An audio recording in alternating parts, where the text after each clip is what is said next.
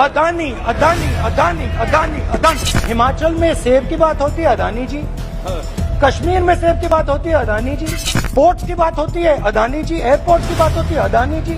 हम सड़क पे चल रहे हैं, मैं पूछूं किसने बनाई? अदानी जी।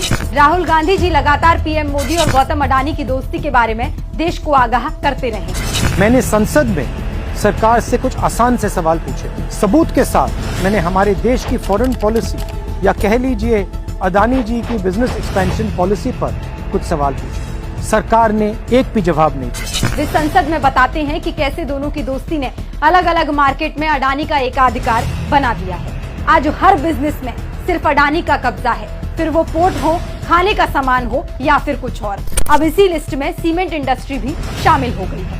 गौतम अडानी ने बीते 1 साल से भी कम समय में देश की 3 बड़ी सीमेंट कंपनियां अंबुजा, एसीसी और सांघी खरीद ली है। अब उनकी नजर ओरिएंट सीमेंट पर भी है। ऐसा करके वो सीमेंट इंडस्ट्री में अपनी मोनोपोली बना रहे हैं, जिसके चलते मनमाने दामों पर सीमेंट बेच रहे हैं। आज अडानी, जिसका सीमेंट से कोई लेना देना नहीं था, इस क्षेत्र का दूसरा सबसे बड़ा खिलाड़ी है और अब भारत में केवल 2 सीमेंट समूह हैं। इसे कहते हैं मोनोपोली।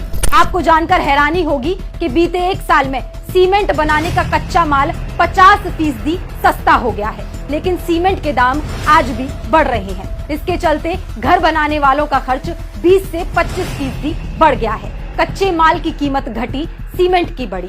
फायदा आपको और मुझे तो हुआ नहीं, बचत सीधी गई अडानी की जेब में। सरल शब्दों में चित भी मेरी, पट भी मेरी। मोनोपोली हर क्षेत्र के लिए बुरी है। इसे लेकर राहुल गांधी लगातार चिंता जताते आए हैं। आज उसका एक और परिणाम हमारे सामने है। लेकिन पीएम मोदी को भारत की जनता की चिंता कब थी? प्रधानमंत्री तो बस अपने दोस्तों की तिजोरी भरने में लगे हैं।